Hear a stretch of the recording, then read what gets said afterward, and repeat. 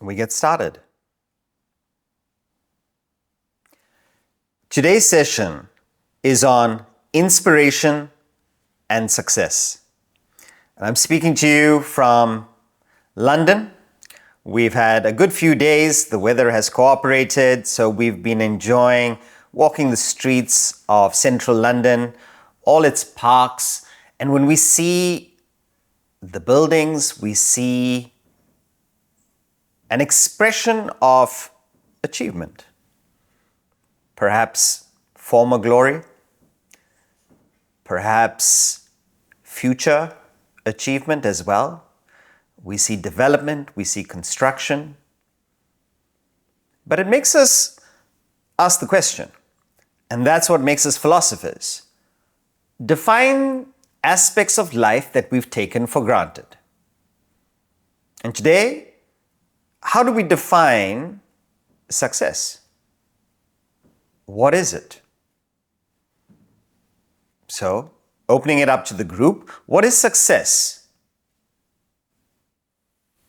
It varies from person to person. It's attaining something of desire. Great. So success is subjective. It depends on person to person. And you use the word attaining what we desire. Success is simply achievement of what you set out to do. But when we think of these words, achievement, goal, what do we notice about these words? Attainment. What is another synonym for all of these words? Meeting our desires. Okay. Getting our desires, yes. Higher. Higher, okay. Higher. One word that covers all of these is, whether it's attainment or achievement or goal, these are all effects. And effect belongs to the future. Success belongs to the future. And yet throughout the world, the way we have been programmed from childhood is to seek and search for success. Search for the end of desire. Search for the object of desire. Search for that attainment, that achievement. All of these are in the future. So most of our bandwidth, most of our thought is spent on something in the future. And if this is exaggerated, it leads to anxiety, it leads to not being in the present, because we're not thinking about what leads us to the future. We're only thinking about the future result. Instead of that, perhaps the shift should be, instead of being primarily preoccupied with the future effect, let us shift our attention to that which causes the effect. Because if the cause is perfect, if we have the right cause, the effect must follow. So if a student studies well, writes the paper well, the effect is success in the exam. That's the effect. Passes well, achieves 80% or whatever they set out to do. So as your action, so your effect. But if it's a wrong action, indisciplined study, misses chapters, sections that were meant to be covered for the exam, does not do well in the exam. Wrong action, effect is failure. And this is the perspective shift. This is the paradigm shift, where instead of all the time chasing and being focused on the future, no doubt, set your goal. But having set your goal, let's turn our attention to that which brings the goal. Because in fact, all the contentment, the happiness is in the present. And if we set our happiness, if we set our contentment on the future, then it's dependent on that result. If we don't get what we want, success, miserable.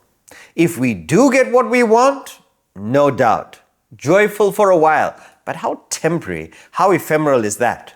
It is so fleeting. And then the mind wants something more. So all the focus should rather be on being happy in the pursuit, being happy in the cause. And whatever comes from the cause, whatever effects that follow, wonderful. Incidental is your friend's success. It follows you. But if you're living for success, we find it eludes us. Or at least the feeling that we're looking for from the success, the contentment, the satisfaction that comes from it. But let's put that investment in the cause. And when the effect, when the success comes, we don't know. It depends on a couple of other factors, some external factors, some factors that are internal. For instance, what is our past backlog? That also has an effect. If we've been indisciplined in the past, to change our ways, to gain control of our mind, if the mind is already so strong, if the desires are so strong, it's going to take some time. So let's focus on the right cause. And that's what today's success is about, or today's topic is about. And in order to be successful at success, we've got to move to the cause. There's a saying amongst the Marines, everybody wants to go to heaven, but nobody wants to die. We want to achieve, but we don't want to put the effort. We want to have a peaceful, prosperous existence, but we don't want to develop the intellect. How can you have success without the cause? It is just logic. If the cause is perfect, you need not think about success. It has to come automatically. But the starting point is the why. The why you pursue what you pursue. Because unless your why is strong, unless the goal that you set is something that you are convinced by, something that you are inspired by, and that is why inspiration is in the title today. If you are not inspired by your goal, there will not be consistency. The cause, however much you force yourself, will not be continuous. It will not be regular, it will not be disciplined because we lack inspiration. The mind gets distracted with other desires, with other temptations. But if your goal, and just the mere remembrance of the goal, should inspire one to rededicate, recommit that action to the goal. William Cowper, in the poem The Pineapple and the Bee, says the very starting point of humanity is wrong. Folly, the spring of his pursuit. William Shakespeare, he says in Mark Antony's oration, he says, "Oh friends, you go to do you know not what. Why do you want what you want?" And if we can get our goal right, and we'll cover a few aspects in choosing the goal,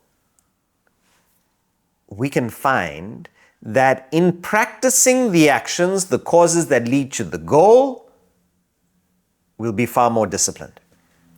So the first aspect is, when we set a goal to achieve, is that goal realistic? Now, when I say realistic, is it within our capacity? And this is where it requires, and it seems almost every session we go back to the fundamentals.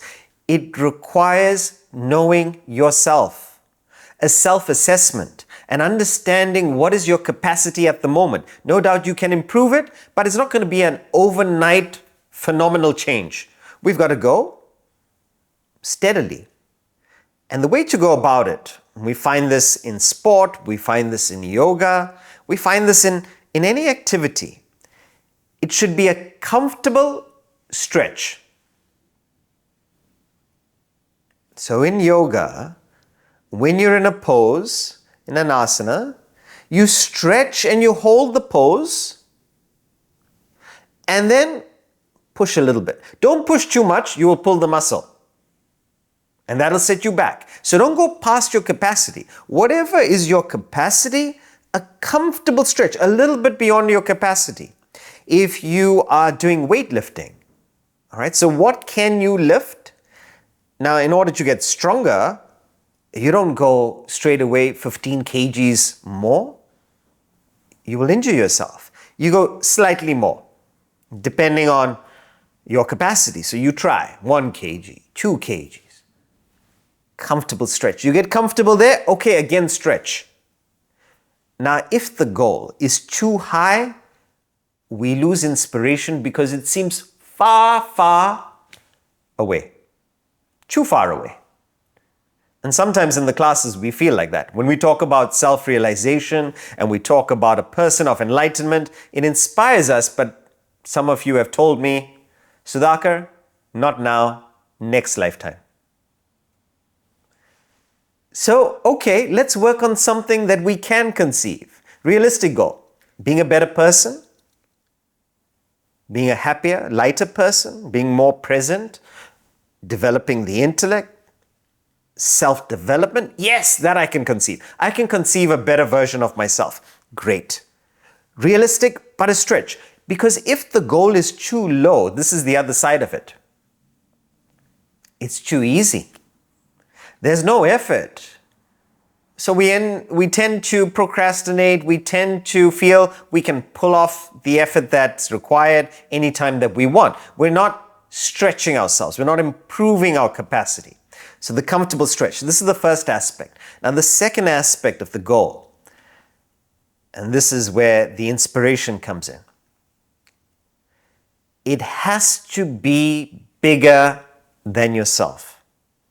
And when I say bigger than yourself, why do you do what you do?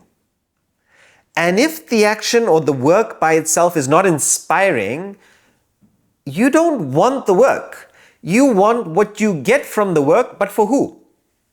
For me. When we have seminars with company, and it's at all levels, it could be leadership, it could be right at the bottom, the laborers.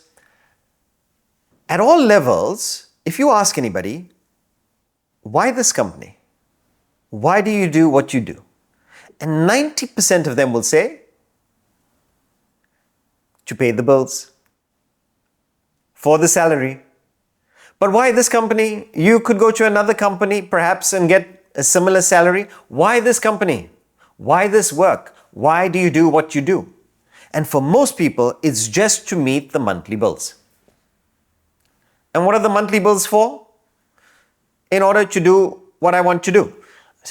Again, paradigm shift. Let me be interested in the work. Let me want to work. Instead of doing and spending most of my time doing something I don't want to do in order to earn to do what I want to do, when? Half a day on Sunday. Does that make sense? So, does the work inspire me? But if it is only to benefit myself, the ego, my immediate circle, the family, you don't get the inspiration. The work becomes mechanical, dull, mundane. But when you find you're working for something larger, it could be a community. I was talking to a gentleman yesterday, and he was telling me about an Indian community that some time ago decided, let's do something where we can build halls and we just make it available for the community, not just ours, but others. And they had this vision years ago in London. And they bought a property. Everybody chipped in together. And at that time, it seemed an inconceivable figure.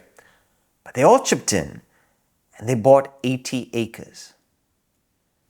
Today, it's a thriving place for people to go and be peaceful, to host events that are open to everyone, whether it's music or lectures or learning, weddings.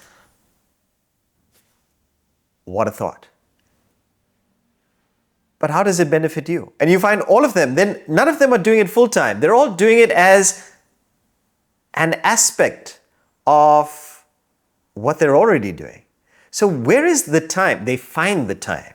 Where is the energy? They find the energy. Why? Because they believe in the benefit or in helping others. But you've got to be inspired by it. We were in Brazil and we were talking to a gentleman, and he's looking at doing philanthropy. And when you pass it on to maybe your corporate social responsibility team or to your philanthropy aspect or arm of the company, they find a particular cause, but does that cause inspire you? He says, I don't feel inspired. So you don't get the inspiration, you don't get the energy because it's not something that's yours. And then we started analyzing, okay, so what are you inspired by? If you want to do service, if you want to benefit something large, okay, your team members, your stakeholders. And then he said, I would like to benefit the stray dogs. There are a lot of stray dogs in my city. I would like to benefit the stray dogs. And you could see he starts lighting up. Imagine if we could take care of all of those dogs. And he said, and I think I'll run it. Not just delegate it, I'll run it. I'll visualize it, I'll set it up. I have the business acumen, I can make this very efficient. Perhaps we might reach not just our city, but the neighboring cities, maybe the whole country. Started. I don't know what's going to end up or what the journey is going to be, but from that person's perspective, inspiration comes. And it's almost as if you get the energy of those that you identify with. If a person was going to go and ask their employer for a raise, there's a little bit of nervousness, there's a little bit of you're doubtful, you're insecure, you rehearse it a couple of times, your pitch, because you're asking just for yourself. But if you're asking for the whole team, or if you're a union leader, you get so much confidence because you're representing that group of people. It's almost as if you get their strength, so when you go, there's a different approach. And you might be asking for exactly the same thing, maybe a raise, but you get the support, you get the power of the circle you identify with. And this is it. What do we feel is a mighty purpose? And when your why is yours, and this is important, you may be successful and you might be working for success in the eyes of others.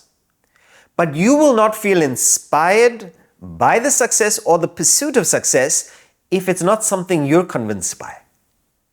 Do you see it as successful? You might say reaching a particular position or earning a particular salary or living in a particular place. Whatever your idea of success is, it could be the ability to share. One person told me his definition of success was he's got a few extra places at his dinner table, and 3 times of the week, it's full. Not just with his family, with some other members, maybe family, friends, maybe people he's just met. And that's how he defines success. So whatever is your definition, is it yours? 1, is it realistic? 2, and 3, is it a bigger circle? Is it for something bigger? That inspiration, when you think of that goal, it says, okay, I can keep going. So what it does is it makes you resilient, it makes you disciplined, it makes you consistent. All we have to do is have the memory of that goal just attuned. It should not be in the forefront because then again, we're thinking about the result, we become anxious, but just this is what I'm working for. A background attunement. I'm working for something bigger. Friedrich Nietzsche, he says, he whose life has a why can bear almost any how. He whose life has a why can bear almost any how. And this is where the resilience comes in. Life is going to give us the dvandvas, the pairs of opposites. It's going to give us ups, it's going to give us downs. If we have a determined why, if we've got a good reason that we're convinced by, it does not matter the effort. You don't see it as sacrifice. You don't see it as hardship. You see it as something worth working for. That's the satisfaction. So starting point is why that achievement? Why that attainment? Why that effect, success are you working for? Let's get the why right. Having got the why right, okay, that's what we're working for. Now, what is our action? What does a perfect action consist of? And there's a recipe for it. And the author in the book, The Fall of the Human Intellect, which these lectures are inspired from, gives the recipe and talks about the 3 C's. So for those of you who have not heard the 3 C's, what are the 3 C's? What would you guess are the 3 C's? 3 qualities. Commitment, okay. Any other suggestions? What the 3 C's? Consistency, cooperation, Okay, and Now this is, having heard it so many times, you can only remember 2 out of 3. I'm asking, for those who've not heard, what's the other C? And once I explain it, and this is where the reflection is important. Once I explain it, if we understand it, it'll never leave us because it makes sense. But this is where the reflection is. There is no Vedanta exam. We're not going to have a test after the Sunday wisdom sessions. Monday morning, let's revise. No, this is for you. So when you reflect in your morning study or when you are with the session, and when you think back on what have I heard, what have I taken from the session, it's not about memory. There's enough information out there in the world. In fact, if you need information, you've got Claude, you've got ChatGPT. Does it make sense to you? And if you understand the logic, you understand the structure, it becomes clear. So, to recap, and if you follow the flow, it's easy. And why people ask me, how is it, Sudhakar, you don't look like you're looking at notes, and sometimes you give a whole lecture without even any reference. It's because I've worked on the thought flow. And if the thought flow is clear to you, it becomes very smooth. Now, the flow for today is success. Success is an effect. To get any effect, we need the right cause. To get the right cause, we start with analyzing why do we want what we want. So, finding the right goal, finding the right why. And we gave a few aspects to the right why. The right why, it should be something bigger than ourselves. It should be something that's realistic. It should be something that inspires us so that we look forward to the effort. We look forward to Monday mornings, not Friday evenings where we're escaping work. Okay, next aspect, perfect action. What makes an action perfect?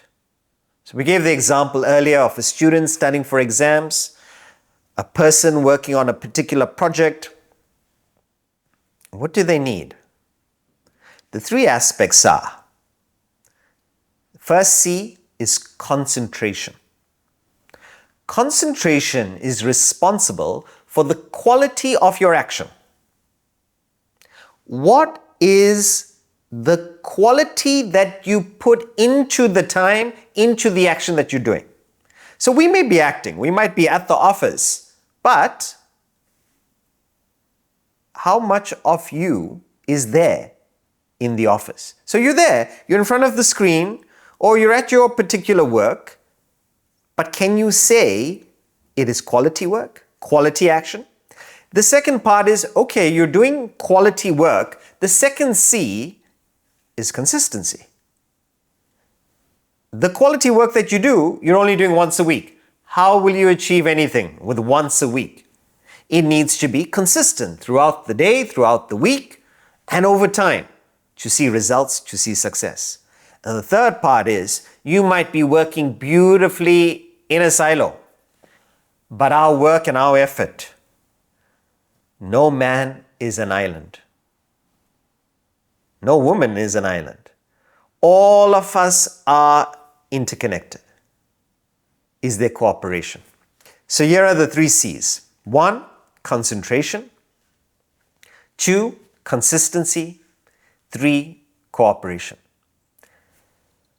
All 3 need the intellect. And that's why this section, inspiration and success, is under the chapter, the vital role of the intellect. Because we need the intellect not just to strengthen our faith, not to improve our relationships with assessment and understanding, but even for prosperity, for success.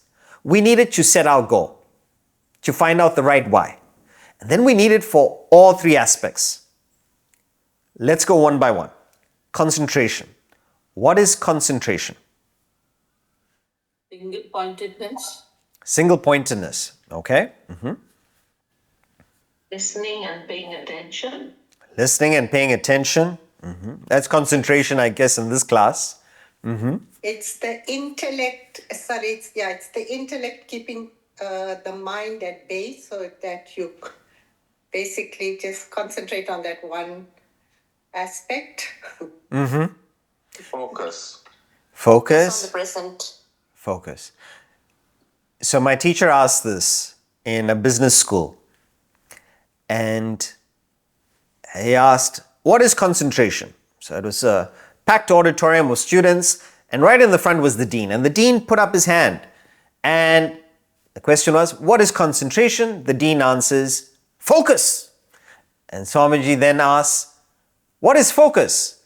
And one student at the back of the auditorium, he puts up his hand and he says, concentration. And this is what we do. We play with words, but we don't get closer to clinching it. What is concentration? So you use the phrase, keeping the mind at bay. No, it's not keeping the mind out of the equation, out of the action. It's actually keeping the mind on the action. The problem with the mind is that it is restless. It does not like to be in the present. And this is everybody's mind.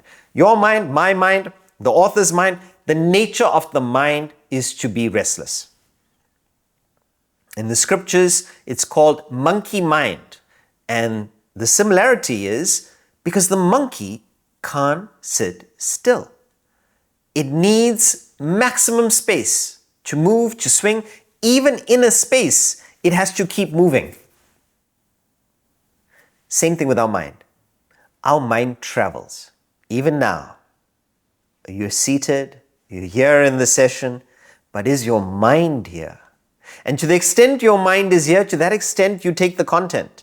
But to the extent your mind is distracted, maybe there's an event that happened, maybe a family member is not well, maybe there is a sports competition that's happening. To the extent your mind is elsewhere, to that extent, this action suffers. So what is concentration? We need a strong intellect to keep the mind on the present action without allowing it to go elsewhere in the past or in the future. Then we are practicing concentration.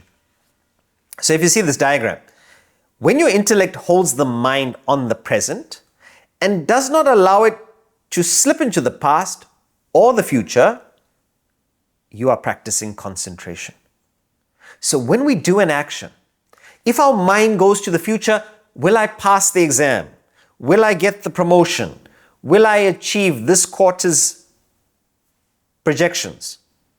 When your mind goes to the future, it means it's not on the current action which you've decided and planned it to be. You're not concentrating. And this is where we lose energy. We get tired not by work. We get tired by the unnecessary energy lost thinking about the past, thinking about the future. If you can be in the present, no energy loss. In fact, more energy. You are focused. In the sense, you're 100% behind the action that needs to be done. The quality of your action increases. In a sport, in any activity, are you able to be in the zone? Are you able to have your mind do what you've decided to do? Nothing else. So we've seen it with sports people, we've seen it with musicians, artists, where your mind is just where it needs to be. No other wavering thought, no other distraction, no who's in the audience, no is the audience enjoying it. You're with your craft, you're with your art. A footballer goes to take a penalty. If their mind goes into the past and they think about the ones that they've missed or where they've scored or the replays that they've seen, or they're thinking about the future. What if I miss? What if I score? What's the score going to be? What do we still need to do? At that moment, the only place the mind needs to be is on the ball and the spot you want to kick in the goalpost. That's it. And when you're able to do that, you're able to perform what you've practiced to do. Yet, professional footballers who are so accurate, they miss because their mind is not on the present. In cricket, it's a great thing for a batsman to score a century. But in pursuit of the century, he bats so well, right up to 80. But then when the batsman gets into the 90s, it's called the nervous 90s. Suddenly, from a person who's playing so beautifully, the mind starts thinking about the 100 or starts thinking about the last time he got out on 93, and the mind starts playing tricks. And suddenly, all sorts of mistakes. Why? Mind not on the present. So the quality of action is, can you keep the mind calm on the action? Perfect action.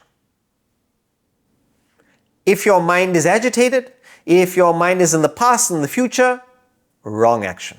So if you see this diagram, it shows when the mind is agitated, so the waves of the mind are there. It's thinking about the past, it's thinking about the future. The intellect's not able to control it. Whatever action you put in, look at the reflected output. Your output is diminished. You're writing a thesis, you're writing an email, but then you get a notification from a friend or from a family member. They irritate you. Concentration gone. Your output is diminished. You're not writing as well as before. But if your mind is calm, if the intellect is able to manage the mind, keep it on the present. You see in the next diagram, if the mind is absolutely flat, whatever effort you put in, perfect output, perfect action.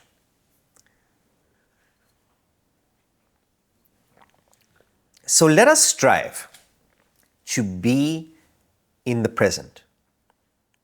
Now, what could help with this is to set a schedule. Set a schedule from the time you wake up to the time you go to sleep, so you know where your mind should be. So this helps with concentration, because we know in this hour that our mind should be on the class. So we find the mind wavering, and the intellect brings the mind and says, hey, well, we come back. Don't think about lunch. Don't think about dinner. We are here for this 1 hour. So the intellect brings the mind gently back. Why? Because you know what you should be doing in this time. The trouble is when you've not specified where the mind should be. So the mind says, great. And where does the mind go? To all its desires. And when you have the phone and the phone has access to go wherever you desire, we find time flies by scrolling, distracted, messaging a person here, messaging a person there. The mind is all over the place. Now I'm saying you could scroll, you could watch something on TV, but put a time for it. Whatever you decide to do, be there 100%. But now what are we doing? We're scrolling when we're meant to be in a session. We are thinking about the family when we're at work. And when we're at home, we're thinking about work, other way around. Can you be where you've decided to be? So let's say we've got concentration down. And a very useful tip for concentration is when we have exhausted or we have become tired, the intellect, your mind is starting to feel the strain. Your concentration, it's going to be much harder to think about a particular subject. And that's why it's important to have moments of rest. So if you know your capacity for concentration is about 45 minutes or an hour, put a little bit of rest there. So you get a chance to recharge, refresh. Now, what does rest mean? It means switching off that particular aspect. If you know that in the beginning, that's when you are the freshest, then put your high application activities in the beginning. So you can use the difficult tasks for when you are the freshest, when you have the maximum concentration. But you notice, as you stretch your day, and no doubt you can help your capacity by giving small rests, but you notice that through the day you start getting less and less, or more and more tired, less concentrated, less focused. So that's when you can put the easier activities that don't need as much application. You're still there, but it doesn't need laser-like precision. So some household duties or to emails that don't require so much of application. So it's finding the right activity for the right application. The aim, though, is to be with that activity to the best of your capacity at that time. How to keep that capacity going is to keep yourself refreshed, not exhausted, not run your battery to the end where your performance suffers. The second C is, okay, you're doing this quality action, you're putting quality in your day, you've got a beautiful schedule that's there that includes rest. Okay, great. Concentration, effective. But you're only doing it on Mondays. Now, this is where consistency comes in. Consistency is looking at your whole day, your whole week, your whole month, your whole life. It's looking at all the activities that you do from morning to night and seeing, are they taking me to my goal? Are they connecting me to the goals I want to achieve, my success? And if they're not taking you towards the goal that you want, if it's not an aspect that you'd like to have in your life, why are you doing it? And this is consistency. Consistency, again, is an intellectual exercise of ensuring that every action that you do, including rest, because when you rest to work. Interesting. You switch off to switch on. So including rest as well. You look at your whole day and you make every action in your day, activity, purposeful. This is called consistency. Doing what needs to be done when it ought to be done, day in, day out. The trouble with the mind is the mind gets restless, the mind gets bored, the mind gets a little bit fidgety. The intellect's got to bring it back. Remember the goal, what we're working for. Come on, keep going. And the mind gets inspired again. So it's like a child. And it needs a little bit of education, it needs a little bit of inspiration, and that's the role of the intellect. and it re-engages, recommits the mind, and the mind keeps going. This is consistency. In fact, our consistency will determine the success. It'll determine the when. It will determine our personality, what we become. Will Durant, he says, we are what we repeatedly do. Excellence, therefore, is not an act, but a habit. Listen to that line. We are what we repeatedly do. Excellence, therefore, is not an act, but a habit. So if we want to be proficient, excellent, masters at something, even if it's developing our intellect, are we doing it repeatedly? So, this Sunday Wisdom session, 1 hour in the week, is not going to bring about personal life excellence. No doubt, it might inspire it, it might provoke it, but it should provoke consistency through the rest of your week. What a way to end the week and start the week with Sunday Wisdom session, but how to bring this hour or half an hour into our daily lives. That's the idea. We are what we repeatedly do. In fact, if you want to go to the depths of it, anything in one direction is power. You put water in one direction, you get hydroelectric power. You put light in one direction, you get laser. You put wind in one direction, you get wind power. Now with the human being, you put all your actions in one direction, consistency, success. How do you put all your actions in one direction? It starts with thought. You put all your thoughts in one direction. And it's not easy. The mind is there. The mind has all sorts of desires.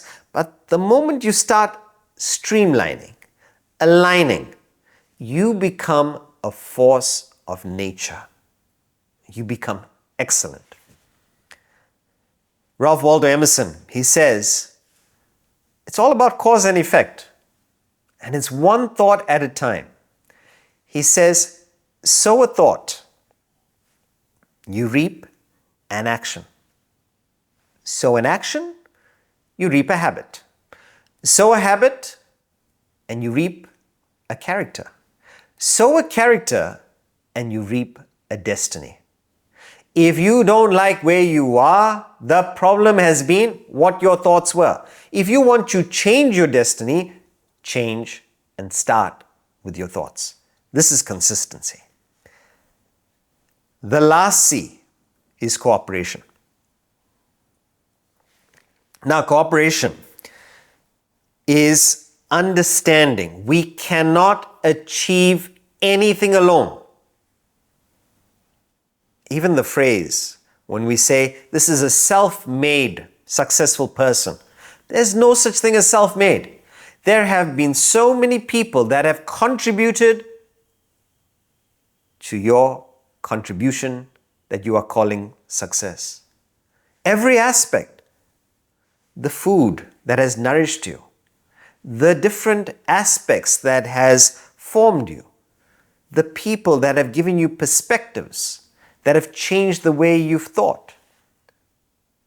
It is ignorant to look at our effort in isolation and say, I did this. This is ego. This is doership. It is not based on fact. There are so many, countless contributions of others. Conscious, subconscious, unconscious, but they have contributed to the way you see life. If we understand this, and if we understand even going forward, we need the cooperation of other fields to work. You come up with a beautiful car that you've designed and you're able to build it. Like suppose you have the skill as an engineer, an automobile engineer, to build the car to such an extent, but then the roads in your city, in your country are terrible. You can't drive the car, you can't appreciate the car. You need the government to take care of the roads. You need a person to have the finance to buy the car. You need so many other people with their discoveries, with their different aspects, with their different metal testing, fuel testing, etc., to contribute to the car that you developed. Albert Einstein says, 100 times every day, I remind myself, my inner self, that my life depends on the labors of other men, both living and dead, and that I must exert myself in order to give in the same measure as I have received and am still receiving. So the first part of cooperation is to understand how interconnected we are. But then even with respect to our team members, our family, the government that we work with, all our stakeholders, the customer, the client, the patient, these are all interconnected. So in our immediate circle, in our immediate field, do we have cooperation? Do we understand that we need that cooperation? And there's a beautiful proverb we think it comes from East Africa. It's a running proverb. And it says, when you run alone, you run fast. So the reason why people don't cooperate is because you can move quickly. So when you run alone, you run fast. But when you run together, you run far. So a reason to not cooperate is because you just want people to agree with you. You just want people to say, go ahead, go ahead, go ahead. But you don't get their cooperation. You don't get their initiative. You don't get their inspiration. Now you can pay for it. And that's why in the first topic that we covered, the why is so important, because what we're trying to do to entice cooperation is use incentive. So we're giving rewards, we're giving incentives, I'll pay you. But they're not really interested in the work, they're interested in the perk. And we don't realize that by encouraging incentives, you're encouraging people to focus on the reward rather than the work.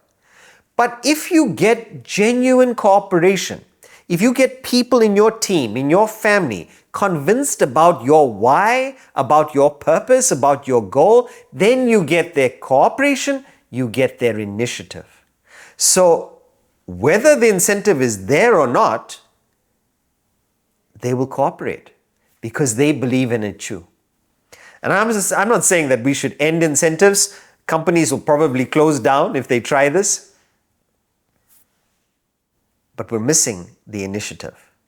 With incentives, you can keep trying to keep people following you, but they will leave you the moment they get another offer, something better comes along, because they're not interested in your goal, in your cause. And you're not taking the time to educate or invest in bringing that person on board.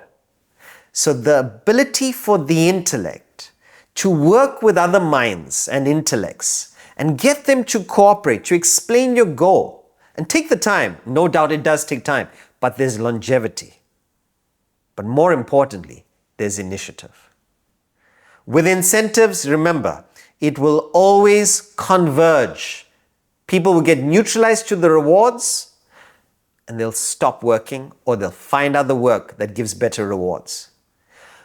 But when you get people to work from initiative, they keep coming up with ideas. They keep co-creating and it diverges. They want to contribute. They want to be part of it. And you look at companies that have been very successful in innovating and engaging. It's because they bring the team into the process. I asked a gentleman who we met in Brazil. He had a successful company. It was running so well. And then he handed it over. And they weren't able to maintain that success. And I asked, what happened? I'm like, what is the reason why a company running so beautifully, it stopped? And he said the difference was the new owners They put SOPs for everything. And their whole role of management was to make sure each person just follows the SOP. So they don't want cooperation, they want obedience. They want following it to the T. I'm saying that is important, but how do you get the initiative? So there was no room for that group of people to contribute, to innovate, to bring out their personality. And the company slowly faltered and failed. The idea is, with cooperation, so much power. Let us look at the people around us. And do we have their cooperation? And what are we doing in terms of conversation, education, to relate to them, to get their cooperation? And let's start with our family. Do we have their cooperation? And then to our partners, business partners, our team, do we have their cooperation? What efforts could we do to get their support? And then you find there's a tailwind in your efforts. So the 3 C's, concentration, consistency, cooperation, you have these 3. Success is not something you ask for. It will follow you. It will be an effect of perfection in the 3 C's. Perfect action, you get the desired effect, success.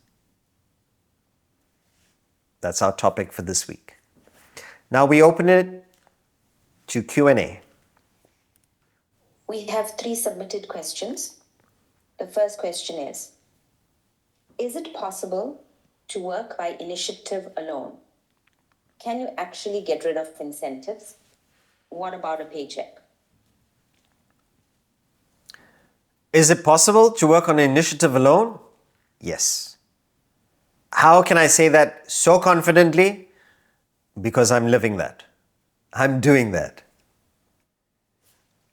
In the Vedanta Academy, we used to get a group called the Young Presidents Organization. And it was a group of CEOs from around the world, and they would come for annual retreats. So the one annual retreat that they would do is Harvard Business School. The other was Vedanta Academy. And when they used to come, they would spend a week there. And at the end of the week, they would say, "Who is your event manager?" We said, "What do you mean?" They said, no, who's doing the logistics? Like, who's cleaning, who's setting up the lecture halls, who's cooking the meals? And we said, the students. I said, but the students are in the class with us. I said, yes.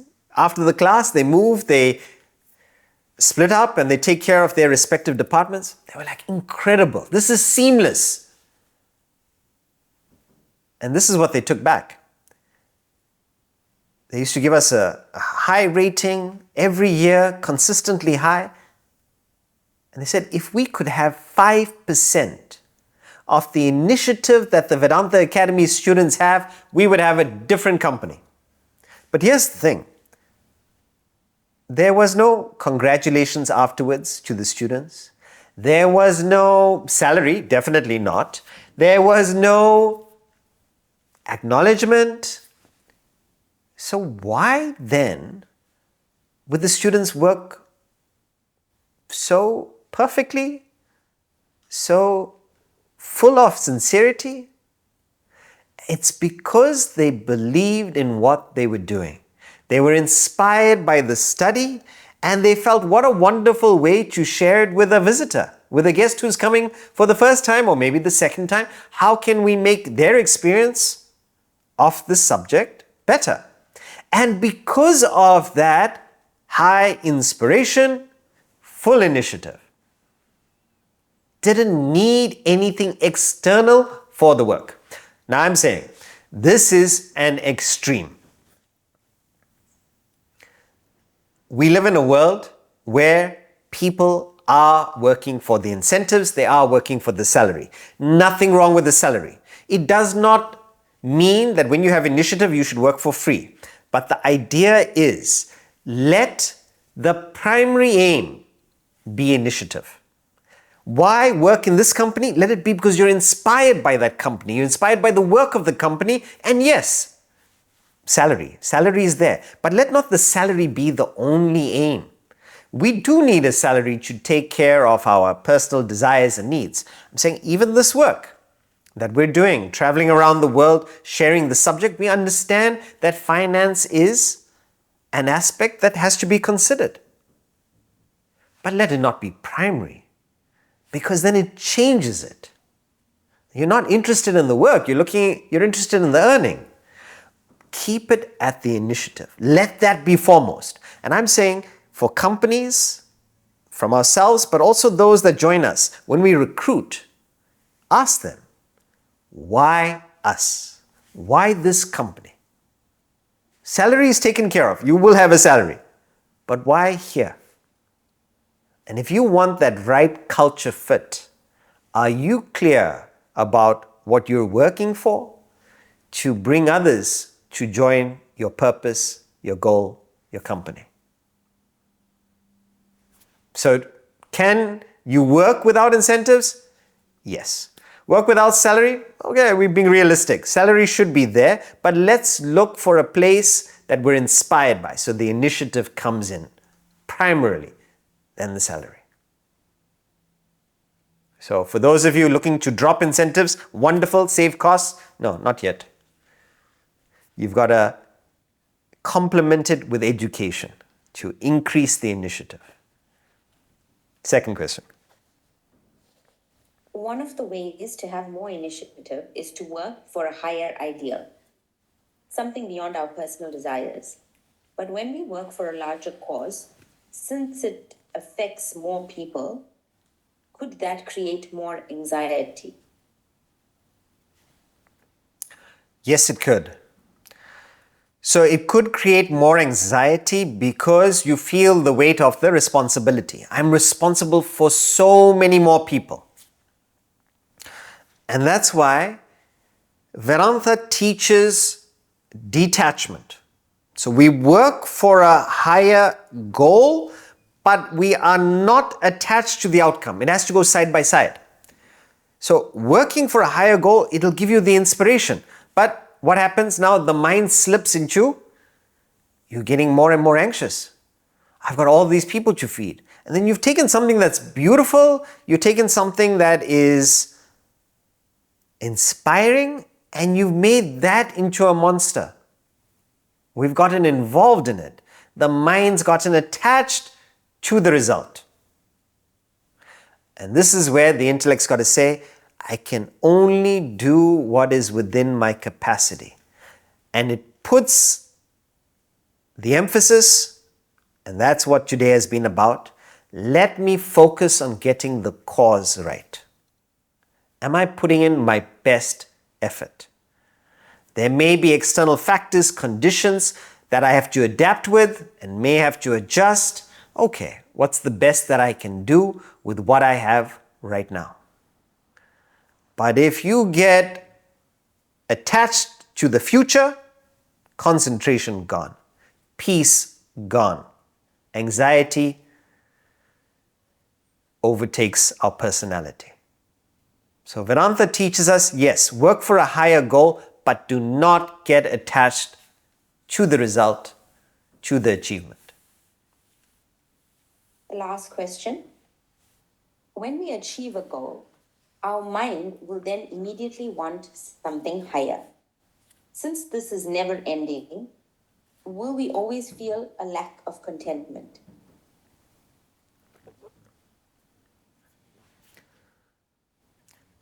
Not necessarily. Because suppose you understand the rules of this game before getting into it. So if you understand no goal is going to fulfill me, then what does it do? It ensures that you never get too attached to any goal. Why? Because it's not going to give me lasting satisfaction. This is one part. So you work for something, but you don't get too stressed about it because what am I getting so stressed about? Even if I do achieve the goal, even if I do win the competition, even if I become the record holder and the greatest of all time, it's not going to give me lasting satisfaction. This is one part. Okay, so you go into the pursuit, you go into work with your eyes wide open. You understand the nature of it. You're not disappointed. In fact, you enjoy the journey better. The second aspect is, Vedanta says there is a goal that will give you absolute contentment. Upon achieving it, nothing else is required. There is nothing higher. So when you reach that particular goal, there's no other goal. You actually get what we've been looking for the whole time, that lasting satisfaction. That real success, that pinnacle of achievement in life is self-realization, enlightenment, nirvana, the kingdom of heaven. And when you achieve that absolute state, you lack nothing, you are full. Why? Because that's what we've been searching for the whole time. Any other goal will be found wanting, lacking, insufficient. But you work towards this. Every step you move closer and closer towards it, you feel greater and greater happiness, lightness. But you will never feel complete until you hit self-realization. Therefore, let us reprioritize and make self-realization the goal.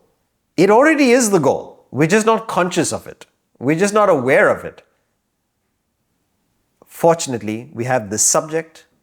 We have access to this wisdom of Vedanta, that instead of trial and error and experimenting in all sorts of avenues that life has in store, we can go directly to the purpose of life, to find that lasting satisfaction, bliss, and contentment of self-realization.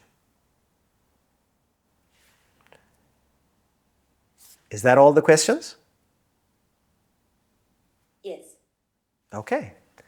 So thank you everyone for joining us. We move on to the next chapter next Sunday. Have a wonderful week and see you then. Hari Om everyone.